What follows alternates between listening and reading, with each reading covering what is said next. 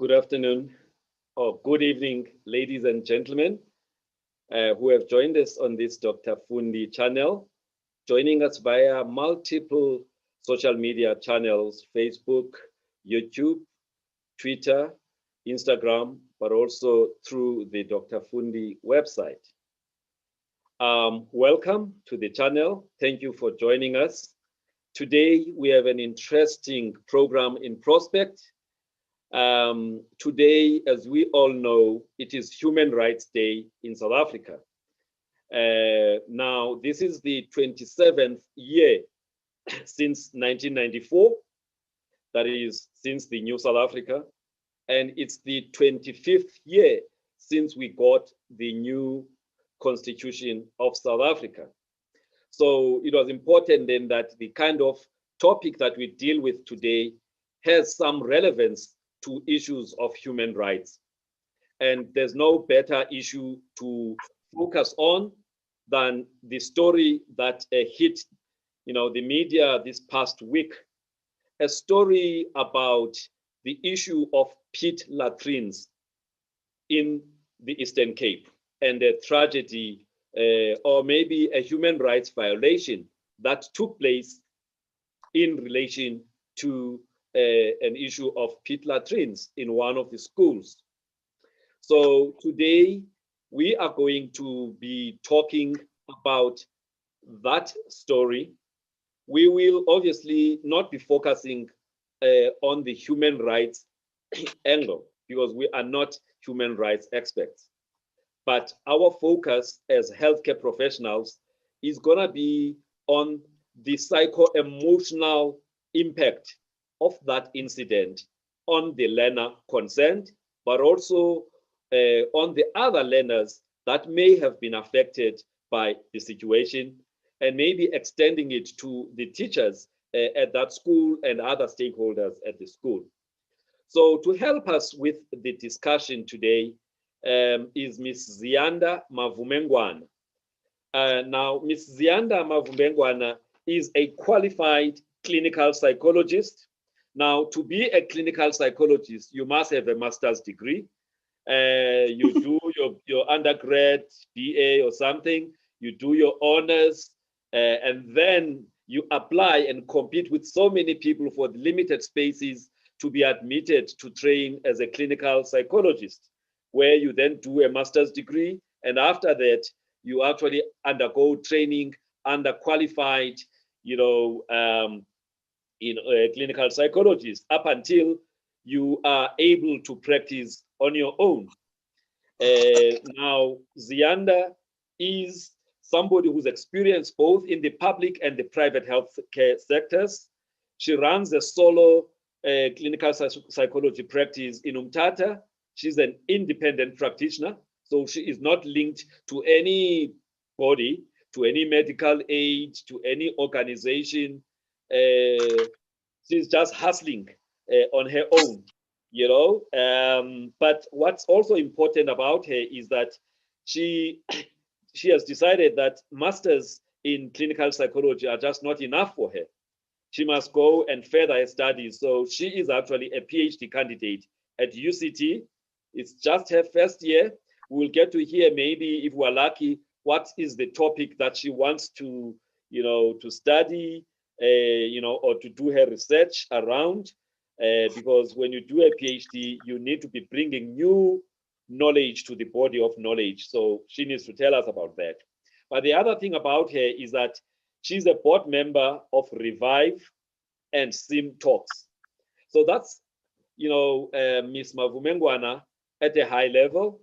But we have invited her then to bring in that knowledge, those skills, those insights that she has gained ever since she became a clinical psychologist, to try and help us to understand, what could be, or what could go wrong with the learner who was exposed to what we believe was a human right violation and emotional trauma, at his school.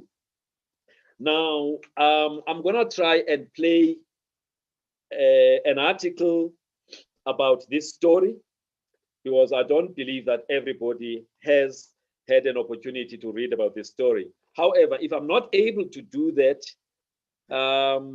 and I'll just, go ahead and then share the story. All right, I think I'm having problems here. Right, let me just share the story though. Right, now, on the 1st of March this year, a school principal, 49-year-old school principal of Lututu Junior Secondary School, Mr. Lubeko Mgandela, he forced 11-year-old boy, Olena, to strip naked and enter into a pit latrine that was full of human waste in order to retrieve his cell phone that had fallen into the pit latrine earlier. The question is, what was he doing with a cell phone as he was doing his number 2? Right? Now, initially, he had asked a group of learners, or it's reported that he had asked a group of learners to use buckets to try and empty the pit latrine. But that didn't seem to be, the proper solution for him. He then decided to ask or coerce this young man to strip naked, and he gave him some gloves for him to be, suspended using a rope which was attached to his upper body, so that using his hands, he can try and feel and hopefully find this cell phone that had gone missing, into the human waste. Now, after the story had broke out, community activists were not very pleased at all. In fact, community activists from Kula Development Community Project, KCDP, were up in arms, and one of the local activists, Mr. Petros Majola, decided to publicize this story and actually challenged the Eastern Cape Department of Education to do something about this, to actually suspend the teacher and take disciplinary action against the teacher. And indeed, the Eastern Cape Department of Education subsequently acted. They have put him on precautionary suspension. They say they are following due process to try and discipline him. But also, over and above the Eastern Cape Department of Education, the South African Council of Education, which is the body that licenses teachers to teach, is also investigating this unfortunate situation. And some unions like NAPTOSA have actually asked the department to see if this principal can be sent for psychiatric evaluation, because for them, they think there must be something that is not right with the principal for him to do what he did. So that's the background to the story. And our focus, like I said, it's not so much about the violation of the human rights, but it's a big question for me, 27 years after we got to the New South Africa. How come we still have schools in the Eastern Cape that have got pit latrines or pit toilets? It's reported that 1,598 schools out of 5,037 schools still have pit latrines. How come? Where is the dividend of this democracy? Why are we still having pit latrines in schools? It's also reported that there is a SAFE program which is supposed to try and reduce the number of schools with pit toilets. But if you look at the progress of that SAFE program in the past year, only 24 out of 242 schools that were supposed to have, proper toilets or even, proper toilets have been completed. So it does not seem like a program that is actually doing well. So yeah, that is the background. It's something that really makes one to be disgusted, especially if you are a Goduga like me, who's sitting in Gauteng. And when you hear these stories about your home province, it's not nice. All right, Sis Ziyanda, welcome to the Dr. Fundi channel. Thank you, Doc. Thank you so much for having me. A warm greeting to all of your listeners that are joining us. It's an honor. All right, thank you very much. Right, just to kickstart this discussion, what does a clinical psychologist do?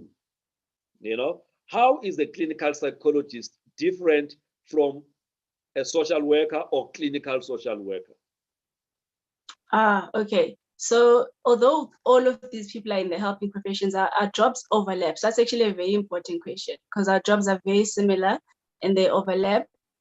But what would separate what a clinical psychologist does above and beyond other categories of psychology, not even social work, is the clientele that they deal with. So clinical psychologists would be the person that is tasked or designed and trained to be dealing with psychopathology specifically, above and beyond other psychological problems. So you'd see that an industrial psychologist is focused on occupational matters, a forensic psychologist on criminal matters, a counseling psychologist on life distress, a clinical psychologist on pathology. So you typically find them in hospitals, you typically find them in psychiatric settings. So that's what we do that separates us from our other colleagues in the profession. A social worker would be more the people trained for systemic intervention. So they're able to go above and beyond by going to the home, understanding the family dynamics, whereas our scope wouldn't allow us to take it that far. So they're important allies in the profession, but we don't use the same techniques to fix the same problems. Yeah. So you are part, I mean, ideally in a mental health institution, you would be part of a team, Yes. of mental health care, professionals that are administering interventions for a particular, patient or mental health user. Correct. All right. But the other difference is that there are certain things you guys administer at a individual level, therapeutic interventions. Can just maybe take a little bit about that, then we get to the story. Yeah, I suppose that would be the one most relevant to this story, particularly that separates a psychologist from other professionals, is the ability to use a certain group of techniques to alter, human behavior and human functioning on an individual level. That's what makes us special from our colleagues, that we are changers of perception. I suppose that when you talk to a psychologist, there's just ways they are trained in that take a particular phenomena and they unpack it in such a way that you can create a different reality from that and draw a different conclusion and assign different meaning, which is also important for the case that we're dealing with today. All right, lovely. Now, I'm assuming that you have read a little bit about this story. When you heard, what went through your head? I think my biggest concern was how we assume that our story is his story. A lot of people are very angry, rightfully so. We're all very angry. And I think we are making the mistake of speaking on his behalf and assuming that he's also angry. And the most shocking thing you'll find in trauma is that this is not an emotion that visits them a lot, anger. And when it does visit, it's not the perpetrator they are normally mad at, it's normally themselves. So my biggest concern was almost walking in his shoes, trying to understand that is how he's feeling. Him, are we talking about the learner here?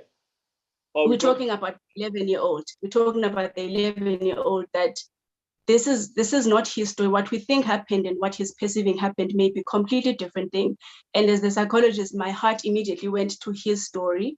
And the most obvious thing that I'm speculating and hypothesizing, as soon as I found out that the principal was going to face consequence as he deserves, was that the first thing the 11-year-old is going to think is that he engineered his downfall, that he played a direct part in whatever consequence he's going to face, suspension, charges, that at an 11-year-old mind, a bad thing is happening to an adult that he possibly doesn't hate. I think that's the other thing that we are assuming, that he probably hates the principal, and it's very likely that he doesn't.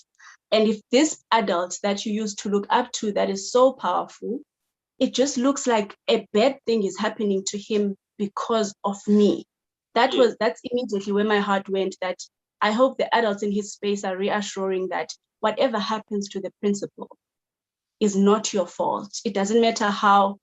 And the more people are talking about him and calling the principal names, the more I'm sure he wants to shrink and undo and unsay and unreport the whole thing, because then the aftermath will feel like his fault, and the aftermath will feel like I engineered this.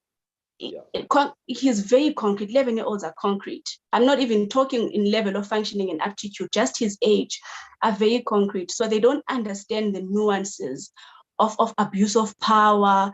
And you know, an adult is great. You idealize them, you potentially fear them. And then now they are kicked out of school. People are talking about them. And you're just not sure what this means for you. Are they mad at you? Is someone going to come and punish you for speaking out? Because there was an option of silence that wouldn't have led to this, and they carry the guilt. Maybe I should have stayed quiet about it. All of this, because although this attention is in support, we must remember that he didn't engineer it. He didn't ask for this attention. There's nothing as unpleasant as attention you didn't garner for yourself, no matter how cute it is. So we're all like, how dare he? And I'm sure he just doesn't want to be talked about by everyone in the country. You know, he didn't ask for this. He's finding himself in the middle of this mess, and he didn't ask for it. So my heart went there immediately, that I hope someone is saying, whatever happens to the principal is not your fault. You did absolutely nothing wrong. Yeah. All right. So that's you trying to put yourself in the shoes of an 11-year-old, and not just that 11-year-old, but a typical 11-year-old that experienced a trauma. So benchmarking him against other 11-year-olds that I've seen. You see this, Dr. Fundi, with a lot with people that, let's compare it to sexual violence.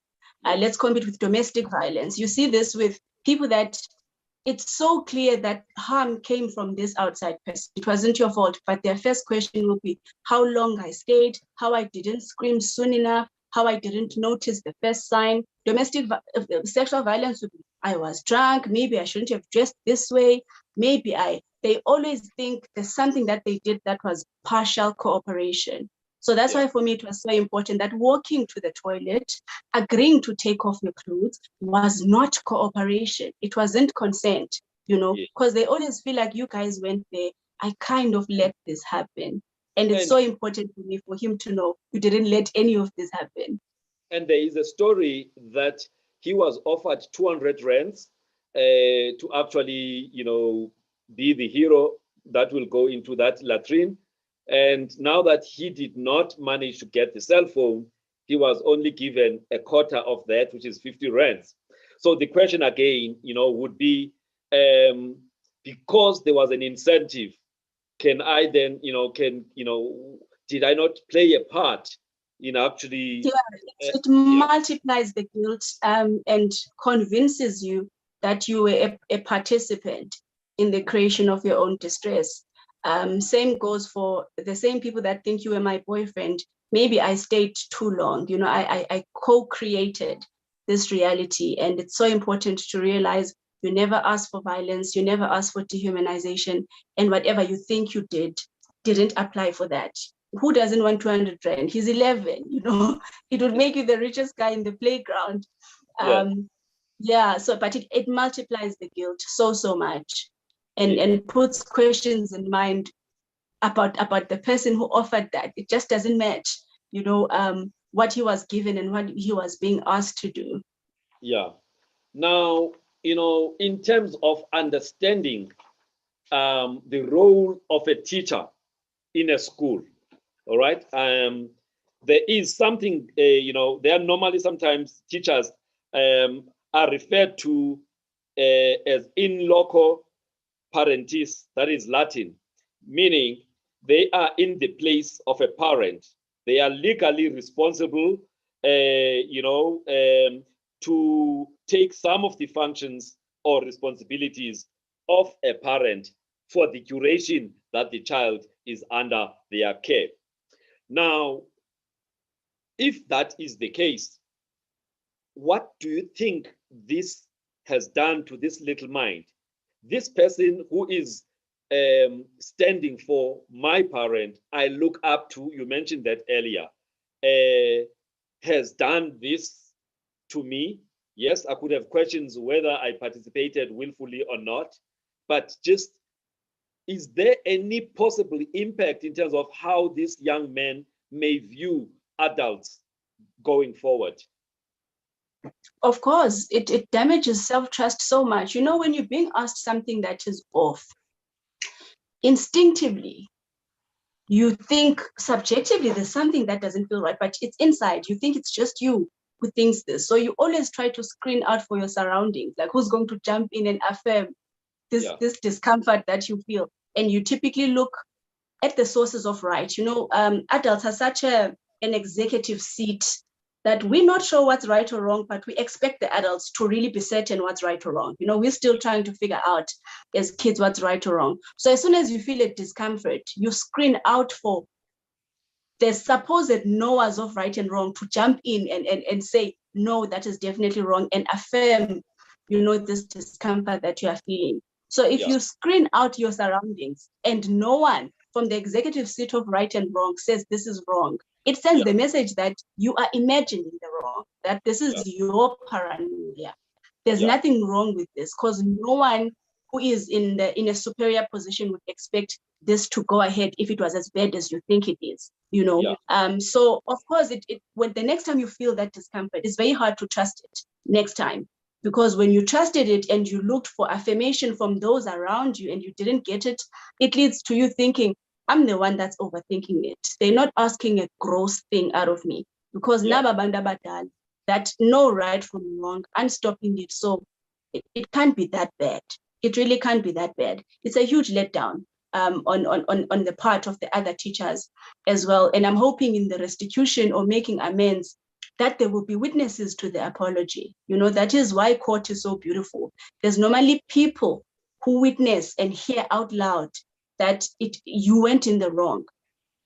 It's different from a private apology when no one can witness that, no, truly the perpetrator is clear and it wasn't me. So I'm hoping in the restitution, the apology can be in front of those witnesses that were there when this happened. You know, it doesn't have to be court. It can even be a mock court at the school where this is addressed verbally and witnessably. You know, don't go talk to him in the corner and his own family and apologize there. It must be witnessable. Hang it up there so explicitly that we are apologizing. We were wrong. You didn't deserve that. There's something about witnessable acts that makes them believable. Because it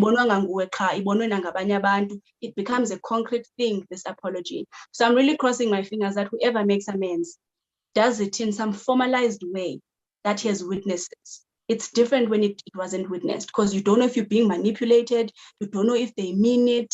You can't even trust yourself anymore when you feel sorry for them. It's just more believable when there's witnesses, especially adult witnesses. They let that boy down. I don't care. I don't care what their rationale is as adults of why they didn't jump into his rescue. I understand him, but adults, it's baffling for me how they let that boy down. And I'm just hoping they're going to own up to that. Yeah. Now, let's now get into the actual situation. The young man was suspended with ropes around his upper body so that he doesn't fall and drown, you know, in that pit that was full of, you know, human waste.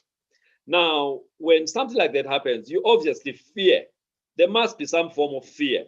You know, what if the rope slips and then it goes inside? You know, what if there's something in that, you know, a pit, there's a snake or whatever? I'm just being gross now, or the whatever. You know, I'm sure there must have been some fear, you know, in this young man, as much as he was doing what he was being told to do. But also those who were holding the ropes on the outside, you know, I'm sure they were fearing for, you know, this one, you know. So the concept of emotional trauma and vicarious trauma, do you think it comes in, you know, in this particular situation? I'm talking about the ones now around who were not in the pit, but the ones who were, you know, observing this thing. So maybe let's start with the learner himself before we talk about the ones. Definitely, because what qualifies this trauma in fact, trauma in general is the fact that you're not absolutely certain, even if for a split second, that you're not going to die. That's what makes things traumatizing. This is why a near accident is almost as traumatizing as a real accident, because you only find the outcome later that, oh, I didn't actually die. But that split second of the lack of certainty that your life is in short is what actually causes the trauma. This is why even an almost incident can be equally traumatizing, because there was a brief time where the continuity of your life was not guaranteed. So it doesn't matter how many protective mechanisms they put in place before they put him there. The fact that you are not certain that you are not going to die is the most difficult and darkest place any of us can face, where you face death here and you cannot guarantee your next breath. It's not in your hands. Yeah. So that it's not even a maybe trauma, it's definitely trauma. Yes. And now, obviously, it took quite a number of days before this story could go out, and then the community activists could raise an alarm about it, and then the department to dispatch people to provide, I would assume it's some form of trauma debriefing. Now, you are a clinical psychologist. There are times, when trauma debriefing is most useful, within a certain number of days of the incident, and beyond that, it may not be as effective. So we don't know, obviously, what are the number of days that had passed before the psychosocial help was provided. That is the trauma briefing. But in your professional experience, what should have been at least the number of days within which there must be an intervention that is trying to diffuse or even, cause the debriefing? Yeah, the general rule of thumb, Dr. Fundi, would be the sooner the better. So the more days that progress after the incident, the more likely it becomes, that you're going to develop acute stress and maybe later PTSD. But there are other mitigating factors as well that minimize or increase. You've just mentioned two conditions there quickly: acute anxiety, PTSD. I want you to explain these to our viewers, because not all of us, not all of the viewers are scholars. Yeah, so basically, just in conversationally in layman's terms, acute stress disorder is what lay people refer to as a trauma response. So these are the group of symptoms one typically experiences after they've been exposed to a trauma. They include things like flashbacks, intrusive memories from the incident, things like hypervigilance,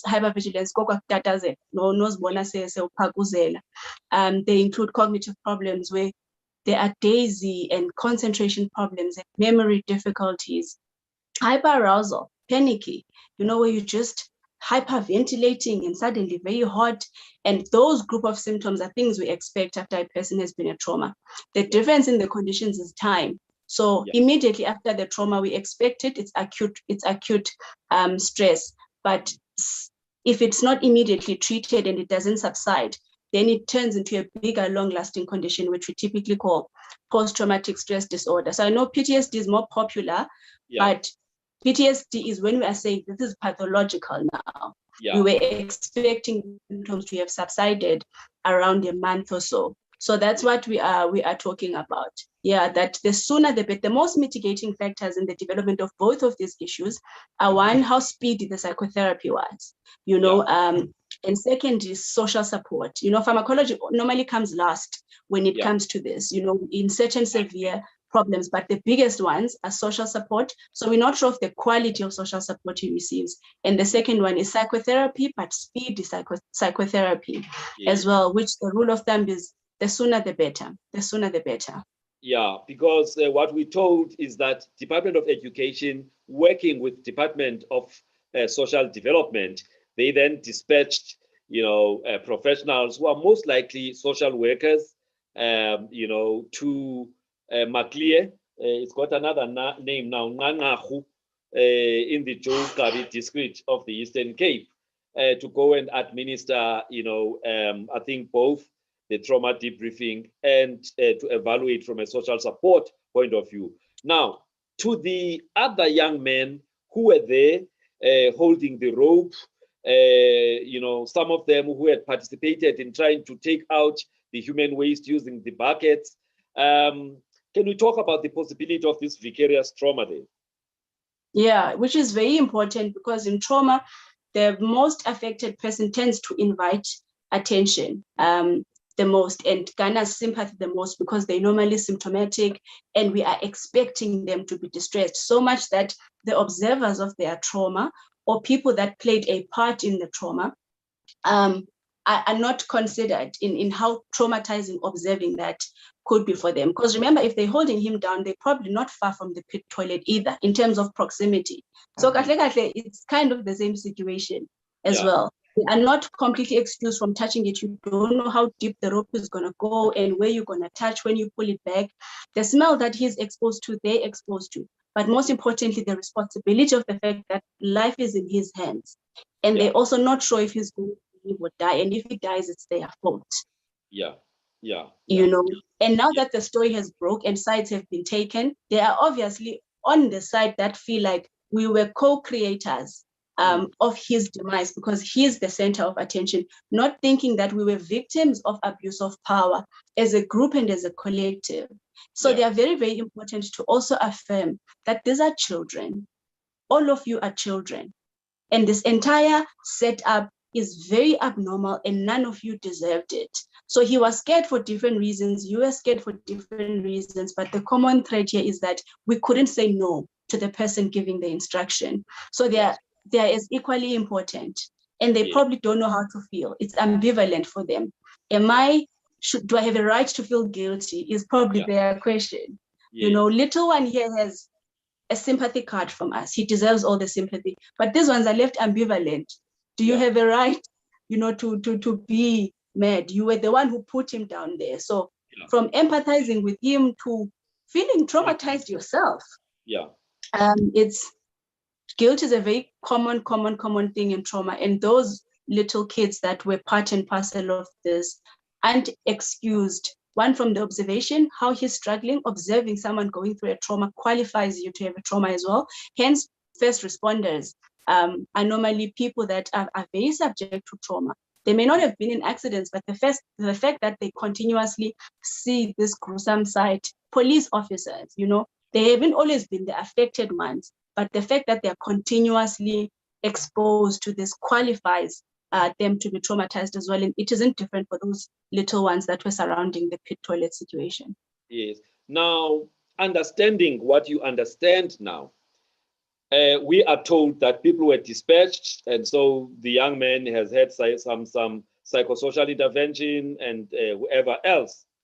Do you think this is a situation? Obviously, you are not the treating psychologist. You don't have all the facts. But in a situation like this, would it be just a once-off so that the media can keep quiet and everybody can keep quiet and tick that we did dispatch there? Or there would need to be some form of follow-up? And considering that we're talking about a town where it's very, very unlikely that there's a clinical psychologist there. This is an important question because, you know, whether acute stress or PTSD, there are some symptoms that are very obvious. And people often make the mistake that when those subside, things like hypervigilance are obvious. You see someone startly, you see someone who's panicky, you know, things like anxiety have some physical manifestations that you can observe. And once those tend to subside, people tend to think, well, you're fine now. But there's the biggest part of trauma that has long-lasting consequences, and that's normally the cognitive part. So what you left thinking about what happened. So yes, I may be sleeping better, the nightmares are gone. Yes, maybe the smell doesn't trigger me anymore. Yes, maybe I'm not having panic attacks and I'm not bedwetting or whatever else that I'm speculating could happen. But the cognitive ones are so long-lasting because this is the meaning making. So it's an experiential conclusion. What did I decide about adults? What did I decide about myself? And those stay with you because whatever meaning you make from an experience forms part and parcel of how you reason in the future. And cognition is the one that's ignored. And that needs long-lasting intervention, continuous updating of the script and the meaning that you drew. And for me, that's the most important because of his age. There will come a time where he's crafting his identity and his personality is solidifying. And this ingredient is problematic, you know, to be data that makes it, you know, to his identity formation. He's in a prime age to still be highly responsive to new coming data, because he's not really in his teens yet. So we want to balance that with equally brilliant experiences that humanize and almost nullify what happened, so that his script and reflection of himself isn't just influenced by this. Because let's reflect to our childhoods. The things we remember the most were the things most loaded with emotion, be it birthdays, be it abandonment by a parent, but the higher the emotional loading behind the incident, the likelier that it stayed with us. Now, this, I can imagine the emotions that came with it. So it's going to last. It's going to last even when he's not symptomatic anymore. So we want other things to form part and parcel of his 11-year-old year. So this boy should be getting attention, beautiful attention, especially he's 11. If he was my client, for instance, I was busy thinking he's at a good age for play therapy. He's not old enough to be outside the play therapy box. And the most beautiful thing about play is that, one, he gets to be a child, but it offers such beautiful opportunity for proximity as well. And that's important for that boy, because feces is disgusting. It's not a jump to think you are disgusting if you've been dipped in feces, And play, you have to touch people in play, you have to bump into one another, we have to wash one another's hands. And I would have loved this opportunity of a clean person and a fancy doctor person that doesn't mind touching you and being in close proximity with you, to reissue the script that you are not disgusting, you are touchable, you are closeable, there's nothing disgusting about you. And play would offer this opportunity carelessly, without him realizing that I'm being humanized. There's actually nothing physically wrong with me. You get opportunities to smell crayons and paint and random things. That feces is not the only, strong smell that you know. You visit fancier bathrooms in the psychologist's office, and the psychologist goes with you and you spray the air freshener. The entire thing could be integrated into his recovery and treatment plan, that he gets a corrective experience. Because the other thing in trauma, Dr. Fundi, that we can't avoid is trauma survivors cope with avoidance. They avoid the triggers. The worst prison for him is that his trigger is not something he can avoid, because you cannot go to the bathroom. People that were raped will avoid bumping into a person wearing that t-shirt. They will avoid nails. They will avoid the setup. Avoidance is not healthy, but it buys them symptom relief. Then they don't get triggered. But his trigger is going to the bathroom. And this is not something that he can avoid. He can't avoid that. He must do that at least once in a day, He must. And the thing is, it comes inside of you. That is the thing. If poop was the gruesome thing that dehumanized you, and now you have to poop and it comes inside of you, it feels like the dirt is inside of you. It's very hard to convince that person that you are not dirty, because that thing he considers as dirty, he can't run away from it, and it's inside. In trauma, the nice thing is always teaching people that whatever happened isn't inside of you. It was an external experience. The violence came from outside. It's easier to convince this in a gunshot wound. The bullet came from outside. It's very hard to convince this when it comes to excretion, because he cannot go to the bathroom. He can't avoid the smell. He can't avoid feces. That's the biggest prison. And he can't avoid pit latrines. He can't avoid pit latrines. So there's definitely no running water, kind of sanitation that side. If he's even lucky, even in some areas, a pit latrine is even something that is like not in all the households. Other people, they have to go to the veld and relieve themselves. So what I'm trying to say, he can't run away from that kind of thing. Now we hear that he's been reluctant to get back to class because he's fearful. He is fearful that he may be teased by the other kids, as that kid, who was covered almost the whole body by a human, excreta. So that reluctance to go back to class, what do you think is going through? Sure, I get him. It's part of the avoidance situation. Avoidance. I get him completely. Oh, yeah. It's the most obvious strategy to escape. Adults would do this by escaping their mind by drinking or by avoiding going to that particular thing. he's not imagining that he's going to be bullied. He is going to be bullied. You know, kids are so mean. In retrospect, when we're adults, we always think the things we said earlier were not the kindest about someone's complexion, about someone's this and this and this and this. And his trauma didn't have privacy as well. You know, trauma is normally a thing that you only know and a few trusted people. His is public. The humiliation is public. And if you don't have the courage to face it, the most obvious strategy would be to not face it, to just excuse yourself from that. So it's avoidance 101, and it's to be expected, and he's entitled to it, actually, to be quite fair. It's hard to deal with just the court and the few people there. It's hard to just deal with one person who knows about your shame story. It's the entire school that knows about his. That's so stripping of your sense of privacy. At least you can think, in break time, I can avoid those groups of people and sit with those. But when it's your whole school that knows it, where are you supposed to escape to? I also wouldn't want to go to class. I wouldn't. More than class, what happens when he needs to relieve himself at school? I can't imagine him being comfortable sitting, you know, in the toilet seat, not knowing if it's not going to swallow you whole. Yeah. I would avoid school, 100%. I would avoid school. It would take a competent, trustworthy adult to gradually expose him to perhaps go to school and not stay the whole day, you know, for the first time.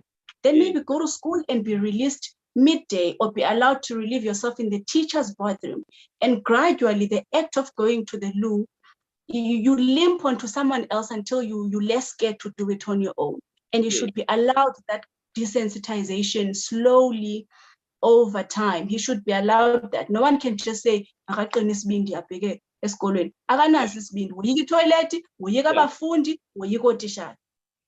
basically, we are now talking about another aspect of anxiety, some form of phobia, you know, and that would require a graded, you know, exposure back to what he knows as normal, rather than him being flooded and being taken there straight. Would he, I man, you know, and stuff like that. But then those kind of things require of somebody of your kind of professional skill to be guiding that.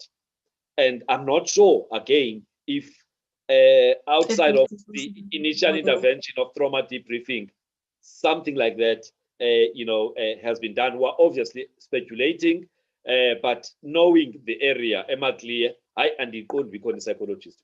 Yeah, because debriefing in isolation has been discussed over and over time to not really be effective if it's not paired up with something else. Because remember, a lot of what happens in debriefing is firstly containment, so just calm down the acute emotions, and two, education. So explaining what's likely to happen, explaining how you're gonna feel. At best, it normalizes that when those things present, you understand why they are happening. But it doesn't really train you how to nest the distress. It doesn't really teach you how to calm down your own panic attack.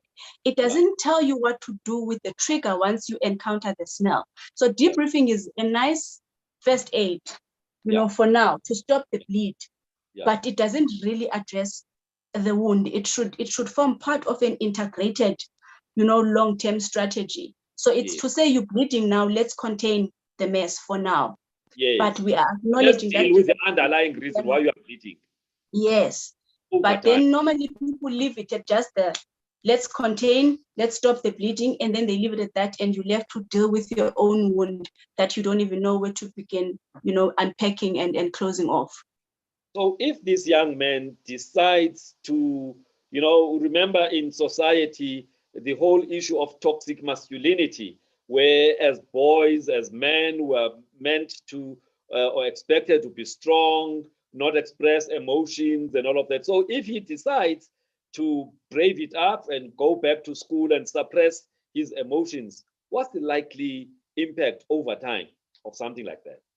Because society teaches us, which is why, you know, a lot of research has shown that men, when it comes to help-seeking behavior, we are actually quite bad. And by the time we present, sometimes it's already complicated, which is why you would have more men having completed suicide, you know, as opposed to, you know, to females.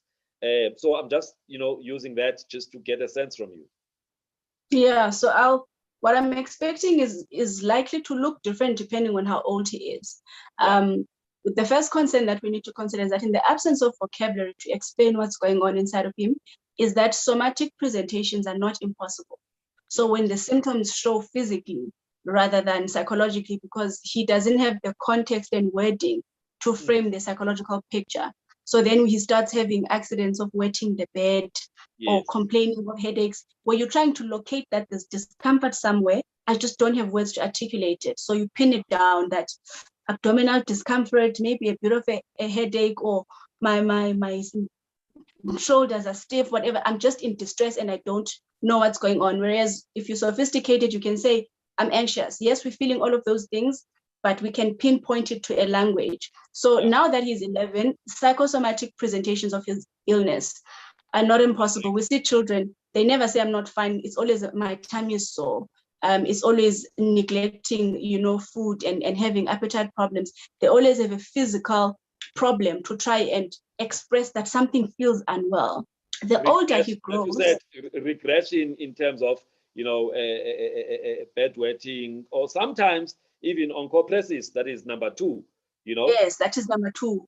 Yes. Then the older he grows, I would start worrying about aggression, because even in a typical adult, changes in mood, normally shown as irritability in a trauma context, are common, and that irritability isn't impossible in his case as well, where you're just snappy and always on edge. And how boys typically manifest their irritability or changes in mood is physical violence. They're not just moody like we would be, that I'm feeling irritable, can you just leave me alone? They're normally likely to defend themselves. And that's the other thing when your power has been stripped away from you, is that we subconsciously seek ways to take it back. And the older you grow and the stronger you feel, your most winning card is physical strength.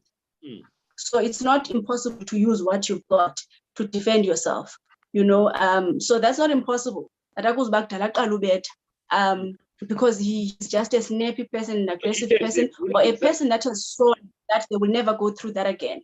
So they think, when you've heard a danger thing before, you're so alert the next time that you won't let it get that far, that he takes the littlest sign of disrespect as and solves it quickly, because last time he let it get that far, and last time he didn't act on his gut feeling, it led to that level of embarrassment. So he becomes snappy in that ibe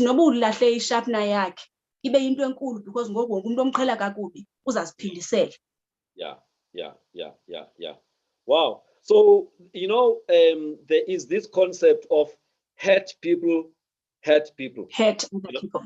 Yes. So it is a possibility over time if it is not optimally managed now. True.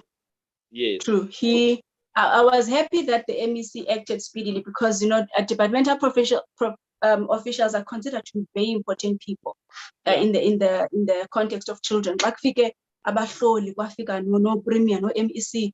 It's a sense of importance. So I hope that energy can be channeled in a way that shows him accountability is being taken at the highest office possible. And I'm hoping that offers him restitution, that someone will account. Will account, and you trust the authority. There's something important about suits from the department. So I was thrilled that it shouldn't have happened, but now that it has happened, I felt like MEC Gadi acted, in a way that a rational adult should act, and that boy deserves that. That boy, and that this mustn't be swept under the rug. The MEC must visit. There must be some scary power, that makes the teachers shake a little bit in their boots, because an important person is here. But I'm also hoping, as often as time allows, that all adults who have an opportunity to talk to him sing the same tune. All adults sing the same tune, so that it starts becoming believable. Yeah. All right.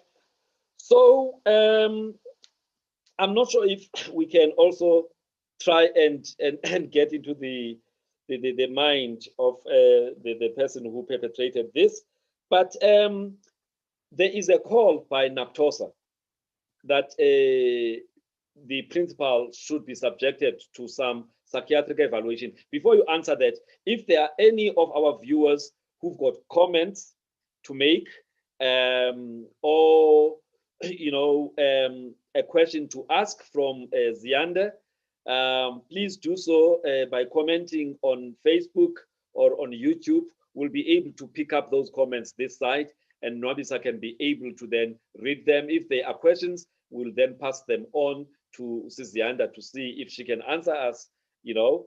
But if it's just a comment, even that is welcome, so that we know that we're not talking alone here. So yeah, there is a call from NAPTOSA, which is a professional teacher, you know, organization or a union that is actually calling for this gentleman to be put through some psychiatric evaluation. What are your thoughts around that? I appreciate that call so much, because everyone is reiterating the same thing, that this is not normal. You know, I know things are on a spectrum, that sometimes they are gray, and you know, this one is not gray. It's just an unheard of thing that a normal, rational, logical thinking person would never ask of another human being. So what kind of human does it take to be able to ask that and not even hide it? You know, the thing with people that have some pathology, they have the decency to hide it. You know, they wouldn't garner other people to come witness. You know, someone who knows they're doing something wrong, at least is shameful about what they're doing. It doesn't matter how antisocial they are, that they try and groom, you know, the victim in isolation. But when you have the guts to gather other people to come witness it, it means you legitimately believe that there's nothing wrong.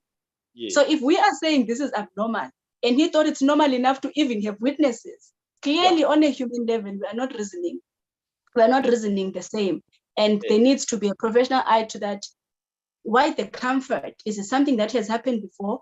Is there even a possibility of rehabilitating such a thinking individual? The last time we saw things like that were during the apartheid era. So this just makes no sense in now times.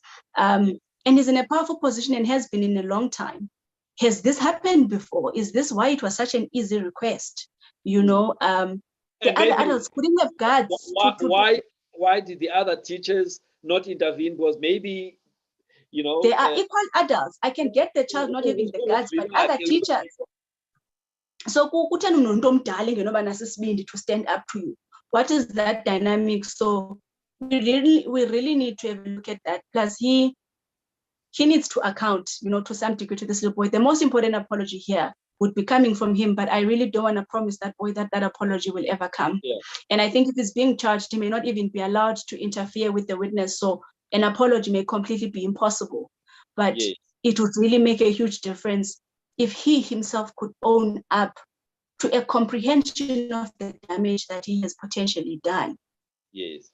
But also, you know, in the absence of that apology, even mock therapy is the nicest thing about play therapy, that you can create a little fantasy land and wear mock graduation gowns and look like totally ridiculous, and almost have a mini court in your session where you pretend to be the lawyer of the little boy, and you defend him and you advocate him. Then you swap, you wear a different graduation gown, and you are the judge, and you convict this person to a punishment that you think fits. That's the beauty of little storytelling and play therapy, that we start to replace the story for him and reframe it in a different way.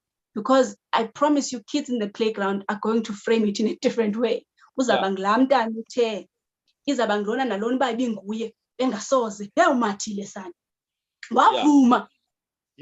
know, that he needs another strong voice that is continuously rewriting that narrative in his head, continuously rewriting that narrative in his head, and that formalizes the wrongdoing, even if it's in a fake play therapy room, where you formalize, you know, this advocacy and the punishment that this principal seemingly deserves. Okay. There is a comment here from my former schoolmate at St. John's College, Mtata, Uwonga, Uhlanga Qina. He says he's actually a professional teacher at Grahamstown. And he says, I'm loving this guest. You know, behind the desk for ituba. And it's not just theory, you are quite practical in how you are communicating these things. So that's a big ups from Uwonga Qina, originally from Mavumengwana, you know. Yeah. So when you then look at this, now he has been charged with culpable homicide. He has been put on precautionary suspension. The South African Council of Education is investigating. He may lose his license to become a teacher. So with all of those things now happening to him, can we take maybe just a short moment and in the way ukwazile ungena, into the shoes of the young man? Is there a way of getting into what is possibly going through now that he is in the trouble that he is in, which may even threaten his livelihood going forward? Yeah, and I am keen on the psychiatric evaluation because this will answer a lot of our questions about almost the prognostic outcome of how rehabilitatable is this person. Because if this is a personality problem, we start asking the question of insight. Does he have enough insight to comprehend his wrongdoing? Does he have capacity for remorse? Would be important psychiatric. Sociopath, psychopath, so we would have, or has been just socialized into associating power with abusing it. So he's also a person that thinks I'm the principal, there's no bigger authority here than me, because that person would be more open to rehabilitation than someone who's got strong antisocial qualities that doesn't really have genuine capacity for remorse. And we must also guide this boy here that the apology isn't stemming from an attempt to get his life back together. So a slap on the wrist that I've apologized, I've made amends, that's not real restitution. So only proper psychiatrists would be able to tell us, the genuineness of faking good, the genuineness of the empathy. That takes complex rating scales, psychometric measures, observation, sitting in a forensic unit, etc., that experts are able to tell us that if he's even coming up with an apology or a willingness to make amends, can we trust its genuineness? Is how genuine and true is his capacity to be remorseful? Is he safe? Is this child safe if he comes out? Is he going to, take displays unto him, over the punishment that he has faced from authorities? And that speaks to the equal message we should send to that boy repeatedly, that he's not going to get into trouble. He's not going to get into trouble for anything. This is so important because he's going to be so scared. What's going to happen when I bump into him? What's going to happen if I bump into him? And people like psychiatrists would help us evaluate that. Is having them in the same room even a good idea?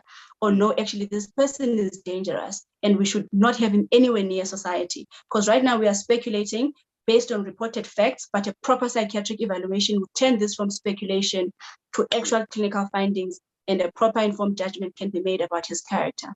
Yeah, there's a comment here from Pinky Greba Chuta. Your guest doctor, you've got the best in the game.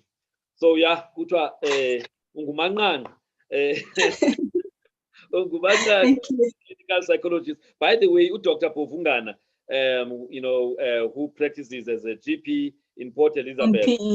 Yes, he actually sent me a message as well, saying you're the right person to be interviewed for this kind of issue. You've helped him quite a lot, with a certain situation, in his household. So you come highly recommended, Sis Ziyanda.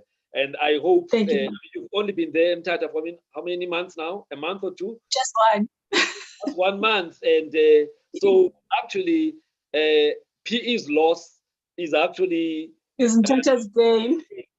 Let's hope Mtata will be able to keep you.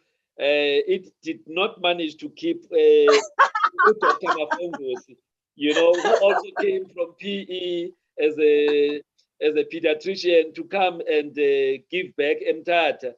But she then had to leave Mtata to go back to Ekapa, where she's now working in the private sector. So Mtata retention ability or sometimes is not so great. Very poor. Yes, but I hope you are there for a long haul. Yeah, I hope so too. I think because I'm a mental health practitioner and the need is greater here. Psychology is very abstract. It's not a thing people can turn practically. And when you've got an ability to break it down and make it concrete, you make it more accessible, and I think they need it most. So that's the biggest draw card for now. I don't know if it's going to be sufficient to keep me here for a long time, but it has the clientele that's close to my heart. So I hope that will be enough to keep me here. And I mean, working with Dr. Symptom, Tony, you know him, ne? Dr. Sim? Yes, we own Sim Talks together. Yes, exactly, the Sim Talks. So I'm sure you are in good company. There's a lot of work to be done, you know, and so yeah, you know, right. So no, I'm in great company. okay, so if you had to have a one-on-one with the minister or the MEC of Education, Mr. Fundile, is it Gadi? God. Yes. I think Gadi, yes, my namesake. If you had an audience with him, after hearing that you were in this kind of show and you were looking at possible, interventions to make sure that this young man and his contemporaries, they are looked after, so that they don't have long-term problems. What would you say to him? I think I would plead with him. He's asking you to advise him on way forward around this. I would plead with him on a systemic intervention. Because we may look at this as an acute injury on the boy alone, but the morale in the school is something to be looked at, and that has ripple effects in the entire school. In general, it has ripple effects on the reputation of the school, which can easily spill to a PR picture, for the province. So a systemic approach is very, very important. Boys' family, school teachers, someone needs to actually offer a systemic intervention to the school, not just the boy alone. As we do in trauma, that isolating the person alone, but they must still go back to that environment is close to a waste of time. And that boy needs to go back to that environment. There's been an environmental violation in the school. The environment itself is problematic. If it could enable something like this while it's fully staffed, with competent adults, and something, it speaks to something, a flaw in the system itself. And the teachers need to be spoken to. There's just a lot. I don't want them to become over vigilant towards the other kids and over strict, restricting bathroom breaks. People act weird after trauma. Everyone is on high alert. Everyone doesn't want to be seen taking sides, and the whole thing just becomes a mess and starts affecting the quality of learning for other children that had absolutely nothing to do with this incident. But this boy deserves our greatest care, and not just in words and press releases and statements, but in practical solutions that have lasting impacts for his life. Yeah. And lo mfana kuthiwa uhlala nomakhulu, and it's a common thing ukuthi, sometimes abantwana bakhula nomakhulu, and umakhulu obviously cannot be able to do all of these things. Is there any vulnerability there, or a situation where things may not go well because umuntu omdala, cannot be able to uthatha lo mntana amane emsemthatha qho, Yes, a follow-up, for instance, if services are far, that person already is such a high risk for a dropout rate, in following up with the intervention, even if it's organized for him due to socio-economic problems. Umakhulu is likely and reliable on pension and the likes. Our department is also not known for great administration. Who would be paying, for these services? And would that professional continue offering them if they are not being paid in time by the department? And umakhulu akanazi know-how of holding people accountable, because the one thing that we must notice with this case is trauma invites a lot of adrenaline around it in the acute stages. So kuphithizela wonke umuntu ngokise acute. 3 months down the line, people aren't popping in as often to check on you. Then there's the long-term, long haul that is very lonely for you to deal with. Abantu are off to the next big story. And I'm scared that he's going to fall victim to that. The hype of it, and we all weigh in, but then we all start going back to our own lives, and Yenano Makulu are left trying to deal with this with no immediate contactable person in terms of what they must do now. Yes. Now, we talked about Dr. Simtoni, your co-host, when you talk about Sim Talks. Yeah, he says, great show, Dr. Nyati and Miss Mavumengwana. The case is a sad one for our society, we should be protecting our kids, but we do this, but we do this to them. Is this a symptom of our society? And then uqhwaba izandla, so it means ugqirha omkhulu uyayiva le nto uyithethayo. He's biased because on the platform together, he's supposed to clap. Oh, okay. Well, no, but he's a genuine guy. I don't think wenza nje kuba nizi co-host. I can agree with you. He really is. Yes. All right. So there's a comment from YouTube from Sihle Sigwela. Thank you, Doctor. All right. Let me just see. Thank you, Dr. Fundi and Ziyanda, for this. Only comment apart from the ones you've read. So yeah. So there's that comment from Sihle Sigwela. That's basically saying thank you for what we have shared during this session. All right, as we wrap up this discussion, this is Ziyanda. Manchester United, so team yami iqalile udlala and not Dr. Manchester United. So ndiyathetha nawe kodwa kwicala lifuna ukwazi uba iSpurs ihamba njani. Uyayibona, because andifuna siphume ku-FA Cup. So as your closing words around this unfortunate incident, and what can we learn as society from such situations? We've reached the lowest of lows. As Dr. Tony is saying, moral decay is such a thing for our society. We've really reached the lowest of lows. If we can dump a human being in human feces, that says something about how sick we are as a society, and the fact that we couldn't garner the courage and the guts, any of the people that were witnesses, to intervene there. We need to do better. There's something about humanity that makes it difficult to hurt a person that's connected to you. We are not one to be okay with the suffering of another unless we are starting to be disintegrated.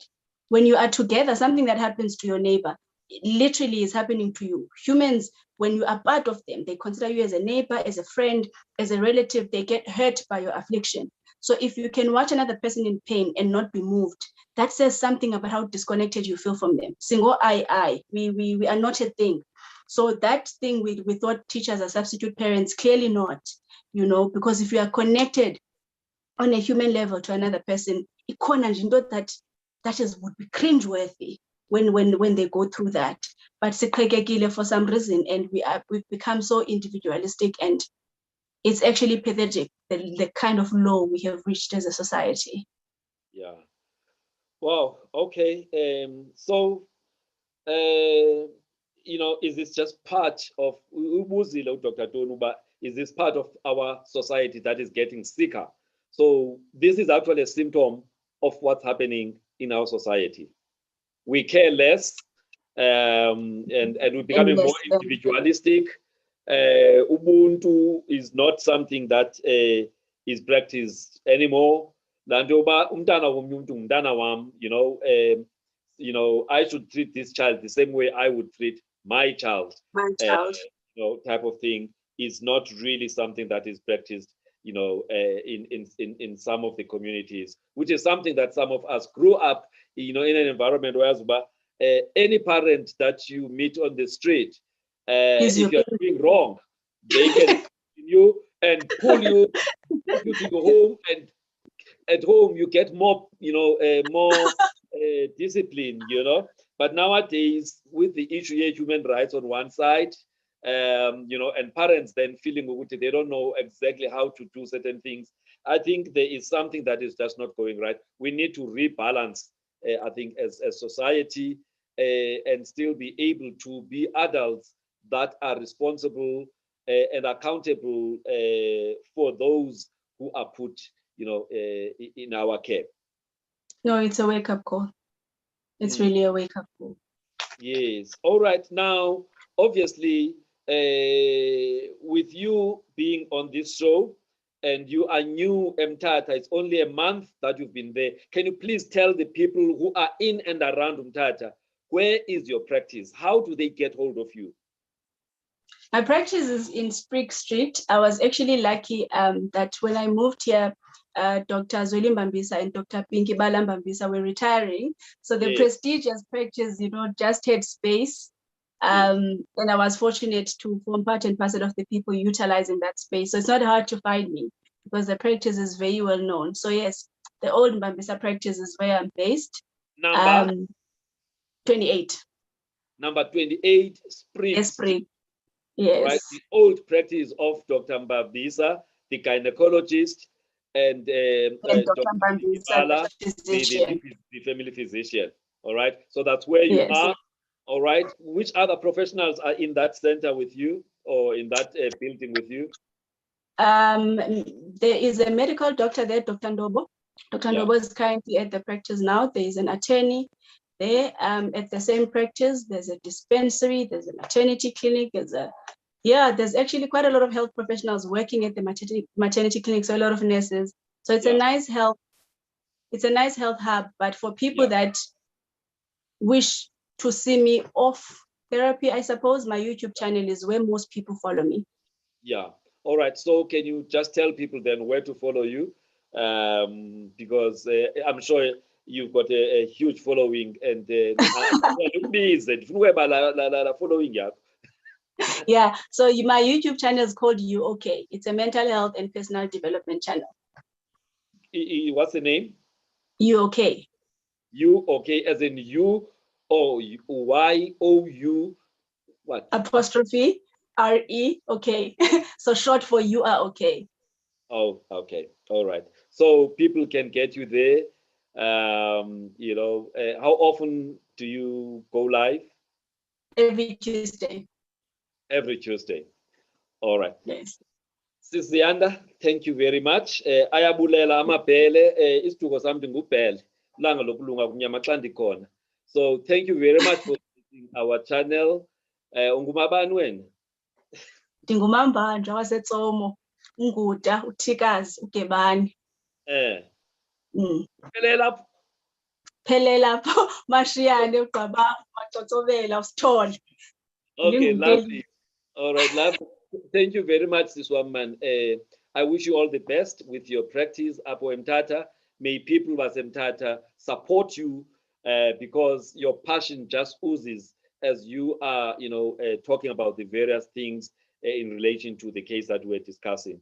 So may you grow from strength to strength, and may the healthcare professionals in and around there refer cases to you and not sit and just medicate and medicate and medicate, which is something that sometimes we do as medical doctors. We need to know that if my medication has not worked in a 30-day period, I must refer to a psychiatrist, I must refer to a clinical psychologist, and not hawk patients. So thank you very much for making time.